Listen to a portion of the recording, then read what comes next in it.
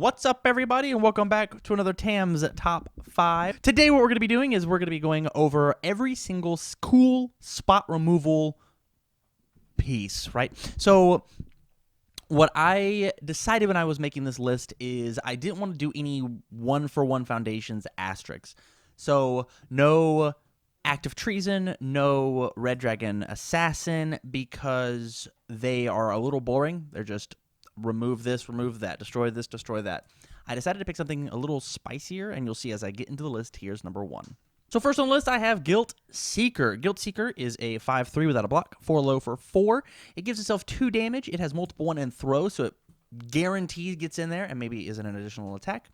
And it says, if you've played the multiple ability, you get to take and destroy one of your opponent's assets or foundations. The reason this is so good is this is just a value city. It's throw, guarantee momentum. So when you play another one on the next turn, you destroy another thing and you use the first Guiltseeker, and they just snowball into each other. In addition to that, it gives 2 damage to itself if your opponent doesn't have an asset, as well as the multiple gets +2, or the next attack you play, right? So it's actually a 4 low for 6, and the multiple's a 4 low for 6, and that means that your opponent has to have 2 low blocks, so they take 12 damage, and you destroyed their best foundation and / or the asset. It has to be or, right? So I like this card a lot because of the versatility of it being able to destroy the asset or foundation. I think that is the main reason to play this card. Number 2, we have Ghost Thief Funeral. This card is what I feel to be a win more card. It is a 5/3 with a high block. It's a 6 mid for 6. It forces your opponent to block, and if they can't block, they burn for 3, as well as you draw 3 cards, extra value. And the reason I like this card so much as the spot removal is because of the check of 4 desperation. If they're at desperation, destroy one of your opponent's foundations. This is really good because it feels like it punishes them for losing, right? As we are Yoshimitsu or any death all chaos character that wants to push in a lot of speed, a lot of damage early, the faster you can get them into this range, the faster you can start picking off their ready foundations to kill them more. Or the faster we get to take and really truly punish them for not doing well at the game, for checking bad. It does a lot of psychological damage, not only as physical in-game vitality loss. Number 3 on the list is Dodge. Dodge is the first defensive piece that we have, and it's mono defensive. The reason I like Dodge so much is because it's so defensive, you don't really commit any cards to it. The way that it works is before the damage step of your opponent's attack, lose X vitality, X equals half rounded down, and then you get to pick anything in their staging area and put it back in their hand. If they're trying to kill you something later in the chain, like, let's say they have like a Confronting Jetta, right? You know the last attack is going to have a lot of speed, and so they're going to pump the damage with a Confronting Jetta. You just bounce the Confronting Jetta on their second attack and say, well, now your turn's over, and I haven't really committed anything. It itself could have a bunch of speed, and you just don't necessarily care. You're waiting for the last bomb. We'll get that out of here. If there's an issue of a card that you think they're not going to be able to play on your turn, you can put it back in their hand and force them to replay it. So under symbols like Air, you could play like Vega, or under Chaos, you could play Melina and accidentally snipe a card out of their hand. Dodge is really good. I say just trying it if you have not, especially if you're just looking for a little extra spice, an extra hand trap in order to throw your opponent off their game.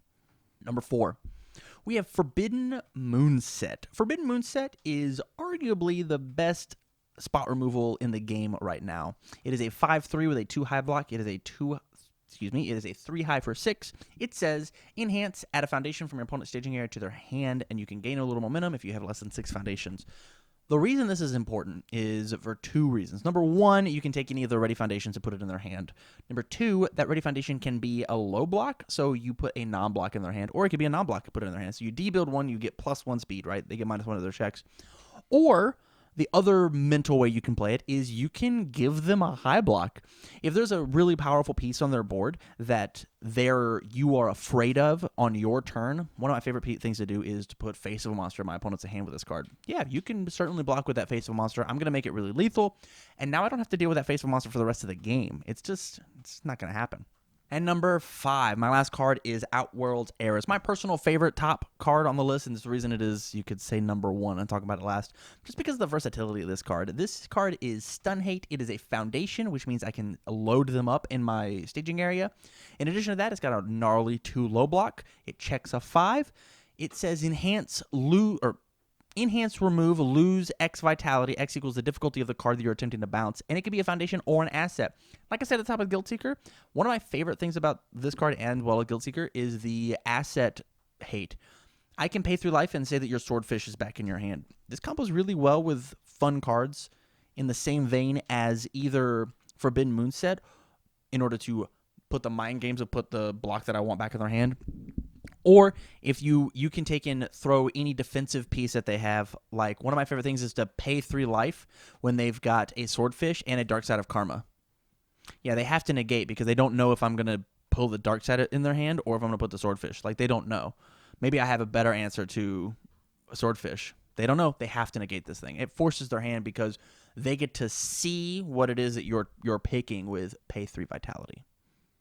Guys, that was my list of TAM's top 5 foundation destruction spot removal cards. If you like the list, please don't forget to like, share, subscribe on the video. Go and leave me a comment down below for the next TAM's top 5. I'll do my best to get at it. If you want to guarantee your TAM's top 5 on the channel, go to patreon.com/TCGUniversity and leave me a suggestion there. I definitely have to do those. So from all of us here at TCGU, stay learned.